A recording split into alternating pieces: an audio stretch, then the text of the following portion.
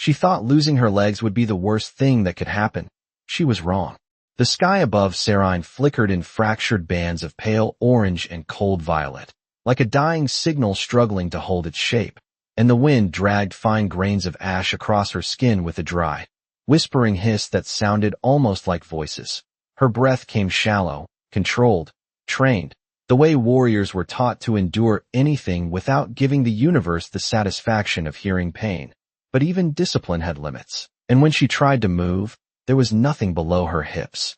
But absence, a silence where sensation should have been, as if her body had simply decided to end mid-sentence. And for a moment she stared at the place where her legs had once answered her commands, her vision narrowing not from fear, but from something colder, disbelief, because warriors like her did not break, they did not fall, they did not become still objects on a battlefield that had already moved on. The air tasted metallic and thin, her suit's internal readouts flickering dimly along the inside of her vision, numbers stuttering, oxygen dipping, temperature dropping toward levels that would freeze an unprotected body in under 20 minutes. And still she refused to close her eyes, refused to surrender the last thing she still owned. Awareness. Somewhere far off, something shifted, a faint crunch of boots against crystallized ground, deliberate, measured. Not the chaotic scramble of retreat or pursuit, but the steady rhythm of someone who had survived and was now choosing where to go next. And she turned her head just enough to see him. A human, tall in his worn combat suit, the surface scratched and dulled by use. A thin layer of frost clinging to the edges of his gear, his visor partially lifted to conserve power, revealing pale skin flushed by the cold and eyes that scanned the horizon with quiet calculation. The kind of look that belonged to someone who had learned to keep moving no matter what he left behind. He stopped when he saw her, just a few yards away, and for a heartbeat the world seemed to pause between them, the wind easing, the light dimming, as if even the storm wanted to see what he would do. And Sarine lifted her chin slightly, forcing her spine straight, forcing dignity into a body that no longer obeyed her, her voice low but steady as it passed through her translator. Do it. Because that was the only acceptable outcome, the only conclusion that made sense in a universe governed by strength and survival. The human didn't raise his weapon, didn't step back, didn't even flinch. He just stood there, watching her with an expression she couldn't immediately read. Something too quiet to be fear and too soft to be indifference. And then, slowly, he exhaled, a thin cloud of breath, dissolving into the cold air, and took a step closer, boots pressing into the ash with a muted crunch, and another, until he was standing over her, close enough that she could see the fine lines of exhaustion around his eyes, the faint tremor in his hand as he reached down, not to aim, not to strike, but to touch the damaged edge of her armor, testing, assessing, like she was something worth understanding. Confusion flickered through her, sharp and unwelcome, because this was not how enemies behaved. This was not how endings worked. And when he finally spoke, his voice was rough, grounded, carrying the quiet weight of someone who had already made a decision. You're not dying out here, he said. And in that moment, as the wind picked up again and the broken sky shimmered above them, Sarine realized that whatever happened next would not follow any rule she had ever believed in. Lucas Reed did not move quickly, because quick movements meant mistakes, and mistakes got people killed. So he lowered himself one deliberate inch at a time until one knee pressed into the cold ground beside her, the joint of his suit hissing softly as it adjusted to the weight. And up close the damage to her armor told a story he did not need to hear out loud. Edges warped, internal systems flickering, faint pulses of light beneath her skin that did not follow any human rhythm. And for a second he hesitated, not because he did not know what to do, but because he knew exactly what it would cost. His visor flickered with warnings, oxygen reserves at 31%, external temperature dropping below -10 degrees Fahrenheit, wind speed rising. And somewhere behind those numbers a simpler calculation repeated itself in his mind. Distance to extraction point, just under 1 mile. Time to reach it alone, maybe 12 minutes. Time to reach it carrying someone else. Unknown, probably too long. And the memory of a voice came through his comm unit, distorted but clear enough to understand. All units, fall back. Do not engage. Leave all non-humans behind. And he reached up without looking and switched the channel off, the silence that followed heavier than the wind. Sarine watched him with narrowed eyes, her breathing controlled but uneven now, not from fear, but from the slow drain of energy her body could no longer sustain. "You are wasting time," she said, her voice steady but edged with something sharper. "Your survival probability decreases every second you remain here."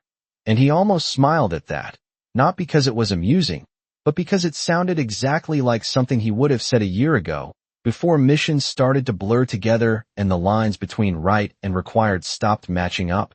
"Yeah," he muttered, his voice low, more to himself than to her. "I have heard that one before." And then he reached for the release latches on her armor, fingers steady despite the cold, ignoring the way her muscles tensed at the contact, not trusting him. Not yet. Maybe not ever. And he did not blame her, because trust was not something you gave in places like this. It was something that grew in the gaps between actions, in the quiet moments where someone chose not to leave. The clasps gave way with a soft click, and he adjusted the damaged plating just enough to access the internal support system, his suit linking briefly with hers, a quick exchange of data that flooded his display with unfamiliar symbols, alien physiology translated into approximations, vital signs unstable, but holding. And he exhaled slowly, focusing on what he could control, sealing what needed sealing, stabilizing what could be stabilized, his movements efficient, practiced, the kind of care that came from doing this too many times before for people who never made it. "Why?" she asked again. Quieter now, not demanding but searching, and this time he answered without looking up, "Because leaving you here would be easy," he said, tightening the last connector. "And I am done choosing easy." And for a moment neither of them spoke, the wind filling the space between them, carrying ash and silence in equal measure, until he shifted his stance and slid one arm carefully beneath her shoulders, the other bracing along her side, testing the weight, adjusting his balance. And when he lifted her it was not sudden, not rough, but controlled, deliberate, like he was moving something fragile even though she was anything but. Sarine's hand caught the edge of his suit instinctively, not clinging, just anchoring, and she hated that her body needed it, hated that part of her was relieved, and as he stood, the horizon stretching out in front of them, cold and distant and uncertain, Lucas Reed took a single step forward, away from the place he was supposed to leave behind, and did not look back. The first step was the hardest, not because of the weight, but because of what it meant, and Lucas felt it immediately in the subtle shift of his balance as the servos in his suit compensated with a soft mechanical whine, redistributing strain across his frame, calculating load, adjusting posture. And for a moment he stood still, recalibrating, while the wind pressed against him like a question that did not expect an answer. Sarine remained rigid in his arms, not resisting but not yielding either, her gaze fixed on the horizon as if refusing to acknowledge the fact that she was being carried, that her survival now depended on someone she had been taught to see as lesser, unpredictable, dangerous. And yet his grip was steady, his movements precise, nothing careless, nothing hesitant, just forward motion measured in careful, deliberate steps that left shallow impressions in the ash behind him. His visor flickered again, a thin line of text scrolling across the lower edge of his vision, power at 28%, structural integrity within acceptable limits, recommended action, reduce load, increase speed, abandon non-essential weight. And he let out a quiet breath that fogged the inside of his visor for a second before the system cleared it, because the definition of non-essential had always been easy until now. "You will not make it," Sarine said after a while, her voice softer than before, less command and more observation, as if she were stating a fact that neither of them could change, and Lucas shifted his grip slightly, adjusting her position to reduce the strain on his left arm. "Maybe," he replied, his tone even, not defensive, not dismissive, just honest in a way that left no room for argument, and for a few seconds the only sound between them was the rhythmic crunch of his boots against the ground and the distant howl of the wind moving across broken terrain.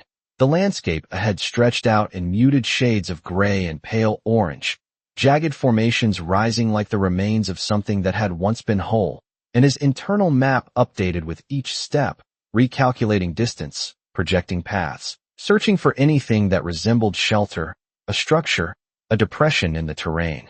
Anything that could buy them time. Because time was the only resource he could not manufacture. Serene's eyes flickered toward him briefly, studying the lines of his face, the tension in his jaw, the way his breathing remained controlled despite the effort, and something in her expression shifted, not trust, not yet, but a crack in certainty, a question where there had only been conclusions before. Your kind values efficiency, she said, her tone quieter now, less certain. This is not efficient. And Lucas almost laughed, the sound catching in his throat before it could fully form. Yeah, he said, adjusting his pace as the ground sloped slightly upward, forcing his suit to compensate again. We say that a lot. And he paused for a fraction of a second, glancing down at her, meeting her gaze directly for the first time since he had lifted her. Does not mean we are always right. And that was the moment something changed, not in the world around them, which remained cold and indifferent, but in the space between them, a subtle shift that neither of them acknowledged out loud. A faint signal pulsed across his display then, weak but consistent, a distant beacon barely registering through the interference, and he focused on it immediately, adjusting his trajectory by a few degrees, because it was the first sign that they were not completely alone out here. And as he took another step, then another, carrying her forward through a landscape that offered nothing freely, Serene let her hand rest a little more firmly against his suit, not gripping, not clinging, but no longer holding herself apart. And Lucas Reed kept moving, one step at a time, towards something that might still be waiting. The signal grew stronger with every step, not by much, just a fraction of a bar at a time, but enough for Lucas to trust it, enough to let it guide him across terrain that seemed designed to wear down anything that tried to cross it.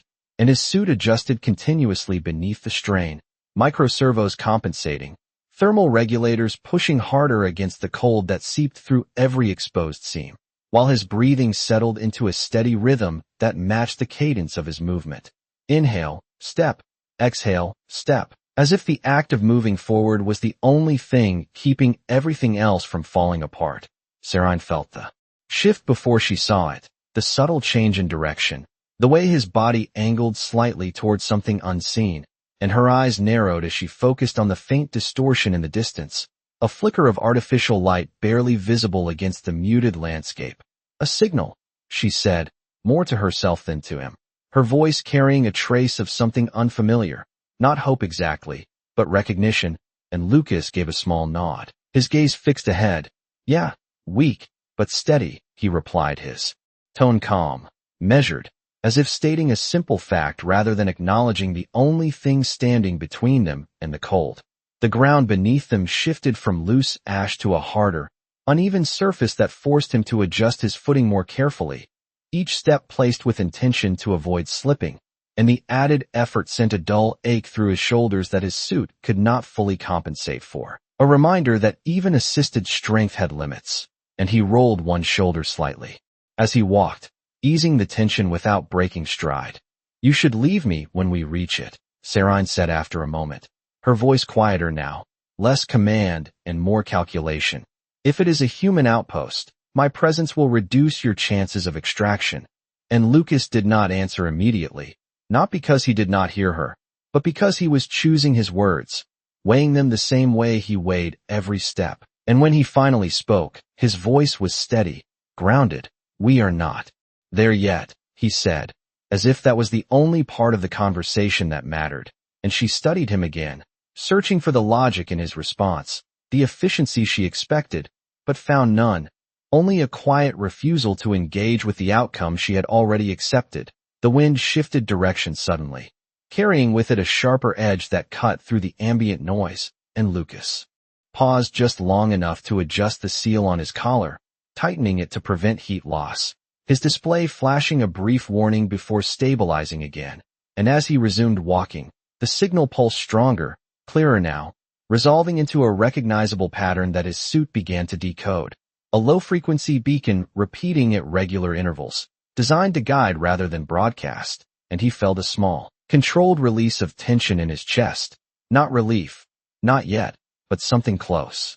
Serene's hand shifted slightly against his suit, her fingers curling just enough to maintain balance as the terrain grew more uneven, and she became aware of the way his movements adapted to hers, subtle adjustments that reduced jarring motion, that kept her stable without making it obvious. And that realization settled somewhere deeper than she expected, because it was not strategy, not obligation, it was consideration. And she did not have a framework for that. Not in this context. Not from him. Your species is inconsistent, she said finally, her tone softer, almost thoughtful, and Lucas let out a quiet breath that might have been a laugh if it had more energy behind it. You are just figuring that out? He replied, his eyes still fixed on the growing light ahead. And for the first time since he had lifted her, the corner of his mouth moved slightly, not quite a smile, but close enough to matter. And as the signal resolved into a structure rising faintly through the haze, a low silhouette against the horizon, Lucas Reed adjusted his grip, steadied his pace, and kept moving forward, because whatever waited ahead was not the end, just the next decision. The structure rose out of the haze like something that had been waiting long before either of them arrived.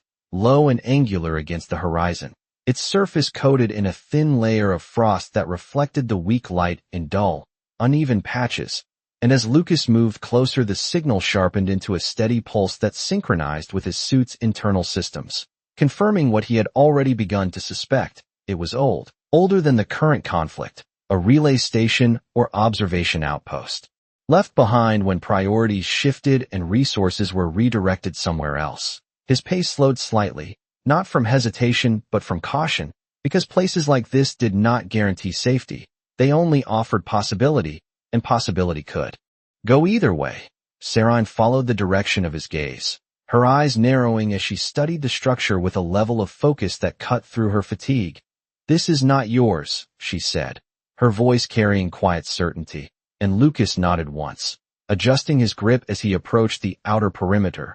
No, not ours, he replied, his tone neutral, as if the distinction mattered less than the shelter it might provide. And for a moment neither of them spoke, both aware that stepping inside would mean trusting something neither of them fully understood. The entrance was partially obstructed by debris that had settled over time, fragments of material hardened by exposure, and Lucas shifted his stance carefully, lowering Sarine just enough to free one hand, while keeping her supported, his movements controlled, precise, as he cleared a narrow path with steady pressure rather than force, avoiding unnecessary strain on his already taxed systems. And when the opening was wide enough, he guided them both inside. The air within was still, insulated from the wind, carrying a faint metallic scent that spoke of dormant systems and long silence. And his suit registered an immediate change in temperature, rising just enough to reduce the drain on his internal reserves, and he exhaled slowly, the first real sign that they had gained something tangible. Dim emergency lights flickered along the walls, casting soft, intermittent illumination that revealed a space designed for function. Over comfort, panels lining the interior, interfaces dark but intact, and a central console that pulsed faintly with residual power, the source of the beacon that had drawn them in. Lucas moved toward it with measured steps, lowering Sarine carefully onto a flat surface nearby, not leaving her, but creating enough space to access the controls. And as he did, she watched him with a different kind of attention, not assessing him as an enemy, but observing him as something she had not yet defined. His fingers moved across the console, activating dormant systems one at a time, the interface responding with delayed recognition, translating input into output through layers of outdated protocols, and slowly, the room came to life in increments, a low hum building beneath their feet, lights stabilizing, environmental controls adjusting to create a more stable atmosphere. Temporary shelter, he said after a moment. More to confirm it for himself than to inform her, and Sarine shifted slightly, testing the new environment, the absence of wind, the relative warmth, and something in her posture eased, not fully, but enough to be noticeable. You have extended both our survival, she said, her voice quieter now, carrying a tone that was no longer purely analytical, and Lucas glanced at her briefly before returning his attention to the console. That was the idea, he replied, his tone simple, unadorned, and for a moment the space between them settled into something almost still, the kind of silence that was not empty but waiting, as the systems around them continued to wake, one small function at a time, and outside, the storm moved on without them. The station settled into a low, steady rhythm as its systems stabilized, a quiet mechanical hum that filled the space without demanding attention.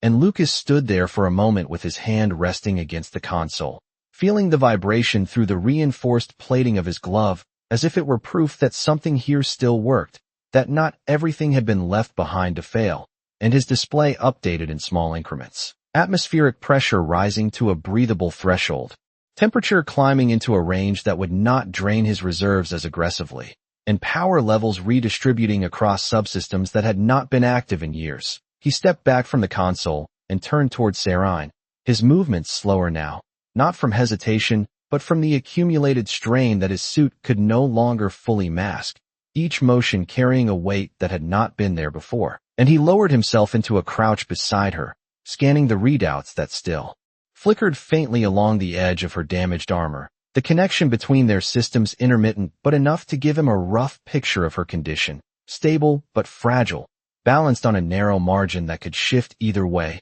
"This place will hold for a while," he said, his voice even, not offering reassurance so much as stating a fact he had verified, and Sarine watched him closely, her gaze tracking every movement, every adjustment, as if trying to understand the pattern behind his actions. "You continue to invest resources with no guarantee of return," she said, her tone measured, but there was something different in it now, less rigid, more searching, and Lucas let out a quiet breath, the sound almost lost beneath the hum of the station. "That is not how I see it," he replied, reaching to secure a loose segment of her armor with careful precision, tightening it just enough to stabilize the internal supports without restricting what limited mobility she had left. She studied him for a moment longer, then shifted slightly, testing the stability he had created, and when the movement did not cause additional strain, a subtle change passed through her expression, not relief exactly, but the absence of immediate concern, which in her world was close enough. "Your actions contradict your command structure," she said after a moment, her voice quieter now, less accusatory, more observational, and Lucas glanced at the inactive comm unit on his shoulder, the small indicator light dark, silent, and he shrugged slightly, a minimal movement that carried more meaning than the gesture suggested. "Commands are easy to follow when they make sense," he said, his tone calm, grounded. "They get complicated when they do not." And for a few seconds neither of them spoke, the silence between them filled by the steady pulse of the station and the distant, muffled presence of the storm outside. Sarine's gaze drifted briefly to the walls, to the interfaces that had come back to life in muted tones, and then back to him. And there was something new there now, something that had not existed when he first stepped into her line of sight on the battlefield, a question that no longer carried certainty behind it. "And if your command structure decides you are wrong?" she asked, her voice almost soft, and Lucas met her gaze directly, not deflecting, not avoiding. "Then I deal with that when it happens," he said simply, as if the outcome mattered less than the choice itself. The station responded to his earlier inputs with a soft chime, drawing his attention back to the console as a new set of data resolved across the display. External scans updating, energy signatures detected at long range, faint but organized, and his expression shifted slightly, focus sharpening as he processed the information, because whatever was out there was not random, not environmental. It was deliberate. Sarine saw the change immediately, the way his posture adjusted, the way his attention narrowed, and she followed his gaze toward the console. "What is it?" she asked, and Lucas did not answer right away, his eyes scanning the data, confirming what he was seeing before he spoke, and when he did, his voice was low, steady, carrying the weight of a new variable they had not planned for.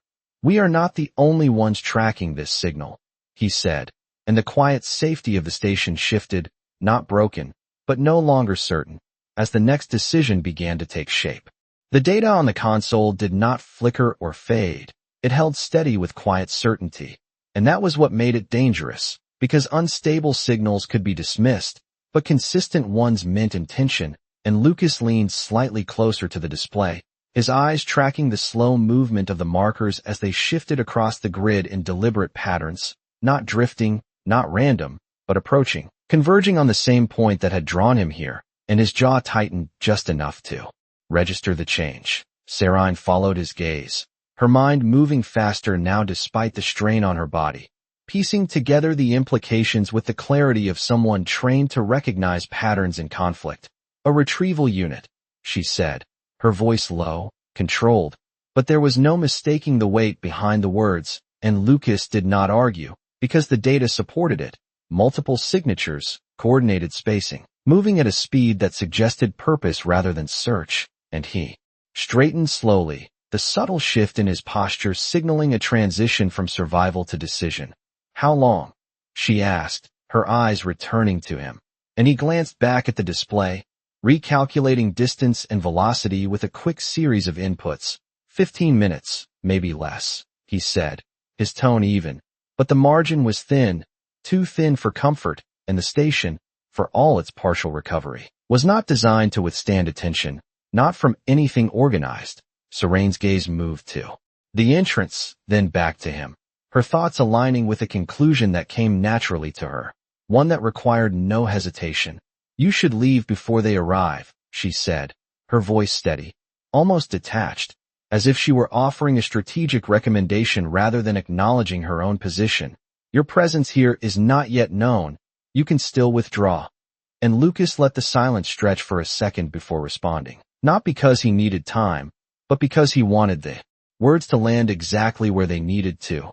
Not happening, he said simply, his voice calm, grounded in a way that made it clear this was not a point of negotiation. She held his gaze, searching for the logic again, the efficiency, the calculation that would justify his refusal, but what she found instead was something far less structured and far more difficult to counter. Consistency, the same quiet determination that had carried her across the battlefield, that had ignored every directive that said she was expendable. Then you will be forced to choose, she said, softer. Now, not as a warning, but as an observation of what was coming, and Lucas nodded once, because that part was true. It always came down to a choice, no matter how many systems tried to remove it. He turned back to the console and moved quickly now, his hands navigating the interface with practiced precision, rerouting power from non-essential systems to the station's signal array, amplifying the beacon just enough to distort its origin, to make it appear less precise than it actually was, buying time in small increments that might matter later, and the system responded with a low, strained hum as it pushed beyond its intended capacity. Sarine watched him work, her understanding shifting with each action, because this was not retreat, this was preparation, not for escape, but for something else entirely, and a realization settled in, quiet but undeniable. You are not trying to avoid them, she said, her voice barely above the hum of the station, and Lucas paused for a fraction of a second, just long enough to acknowledge the accuracy of that statement. Before continuing, no, he replied, his tone steady. I am trying to control how they find us. And that was when the balance shifted completely, because control meant engagement, and engagement meant risk, and for the first time since she had been left behind, Sarine felt something that did not belong to her training, not calculation, not strategy, but something closer to concern, directed not at herself, but at the human, who had decided that leaving was no longer an option, and outside, beyond the thin walls of the station, the approaching signals continued to close the distance, steady, inevitable, and almost within reach. The station lights dimmed for half a second before stabilizing again, a subtle fluctuation that would have gone unnoticed if Lucas had not been watching the power flow so closely, and he adjusted the input levels with careful precision, redistributing energy across the array to keep the signal distortion consistent without triggering a full system shutdown, because pushing too hard would expose them faster than doing nothing at all, and the margin between concealment and detection narrowed with every passing second. Outside, the distant signatures had shifted formation, no longer sweeping in a broad approach but tightening into a more focused vector, their movement now aligned with the distorted beacon he had created, and that was exactly what he needed, not to stop them, but to guide them, to pull them into a pattern he could predict. Sarine watched the data as it updated, her mind tracking the changes with growing clarity, and for the first time since she had spoken with him, there was no attempt to redirect his actions, no suggestion to abandon the plan, only observation, and something deeper beneath it, something that had not existed when she first told him to. Leave her behind. You are shaping their approach, she said quietly, her voice carrying a recognition that bordered on respect, and Lucas did not look at her, his attention fixed on the console as he fine-tuned the signal output, trying to. He replied, his tone measured, because control in a situation like this was never absolute, only relative, only enough to shift the odds. The station responded with another low vibration, the strain on its systems increasing as it maintained the altered broadcast, and a faint line of condensation formed along the edge of the console where the temperature differential met the aging materials, a physical reminder that everything here was operating beyond its intended limits. Sarine shifted slightly, her body adjusting to the stabilized surface beneath her, and her gaze moved from the console to Lucas, studying the tension in his posture. The way his movements remained controlled despite the mounting pressure, and she realized something that unsettled her more than the approaching units. He was not acting out of impulse, not reacting to the moment. He had made this decision the second he chose not to leave. Everything since then had simply been execution. Why continue? She asked, her voice softer now, not challenging, but seeking, when the outcome remains uncertain. And Lucas paused for a fraction of a second, just long enough for the question to register fully, before he answered without turning, because uncertainty does not change what is right, he said, his voice steady, grounded in something that did not require external validation, and that answer settled into the space between them with a weight that neither of them could ignore. The external sensors pulsed again, the distance closing rapidly now, less than 500 yards, their movement precise, coordinated, and Lucas exhaled slowly, reaching for the final adjustment, a controlled spike in the signal that would draw them just off center, enough to create a gap, a moment where their attention would shift away from the exact location of the station. And as he initiated it, the system responded with a sharp tone, warning of overload, but held. Sarine felt the shift in the air, the subtle change in the station's hum, and her hand moved instinctively, not to reach for a weapon, not to prepare for defense, but to steady herself as the moment tightened around them, and her eyes found his again, not as an enemy, not as an unknown, but as something far more difficult to define. If they discover you here, she said quietly, you will be treated as one of us. And Lucas finally turned, meeting her gaze directly, his expression calm, almost tired, but unwavering. Then I guess they will have to learn the difference, he replied, and outside, just beyond the reach of the station's failing sensors, the approaching units crossed into the final stretch, drawn not by chance, but by the path he had chosen to give them. The station fell into a strange kind of quiet as the signals reached the edge of its detection range, not silence, but a stillness that felt deliberate, as if the world outside had paused to observe before making its next move. And Lucas stood near the console with his hand resting lightly against its surface, not interacting, not adjusting, just waiting, because there was nothing left to calibrate. No more variables he could control without risking everything collapsing at once. The distorted beacon continued to pulse, weaker now, stretched thin by the strain he had forced onto the system, but still enough to hold attention just off-center, just enough to create that narrow gap he had planned for. And his eyes tracked the final approach on the display, the markers slowing, spreading slightly as they recalibrated their search pattern, drawn toward the false edge of the signal. Sarine followed the same data, her focus sharp despite the exhaustion that lingered beneath her composure. And for the first time since she had spoken to him, she did not offer an alternative, did not suggest retreat or sacrifice, because she understood now that his decision had never been conditional. It had been absolute from the moment he chose not to leave, and everything since had only confirmed it. The station lights flickered once more, softer this time, like a breath, rather than a failure. And the air inside felt warmer, steadier, holding them in a fragile balance that could tip at any moment. And Lucas finally stepped back from the console, turning his attention fully to her, his posture relaxed in a way that seemed almost out of place given the circumstances, but there was no tension left in him, only readiness.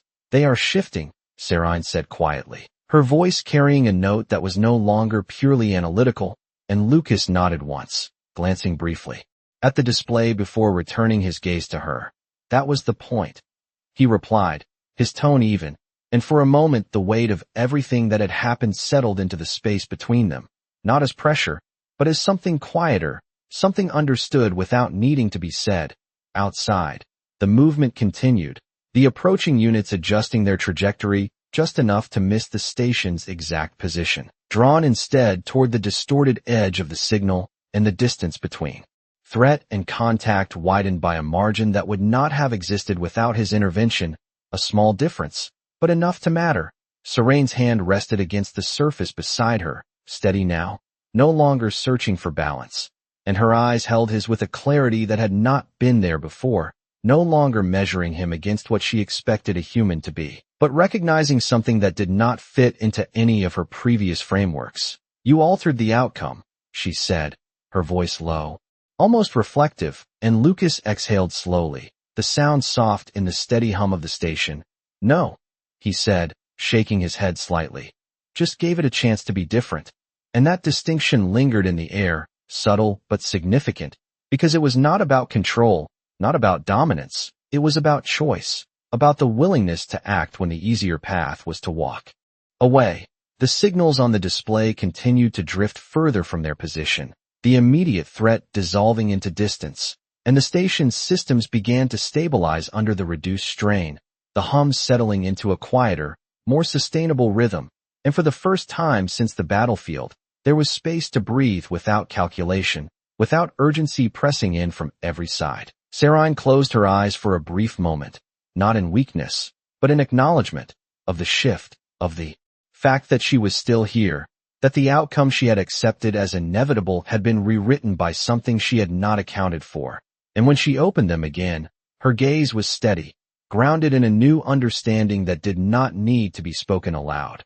Lucas moved to sit against the wall beside her, not too close, not distant, just present, his suit systems gradually powering down to conserve what remained, and he let the silence settle between them, not empty, not uncertain, but full of something that had not existed when they first met, something quiet and enduring.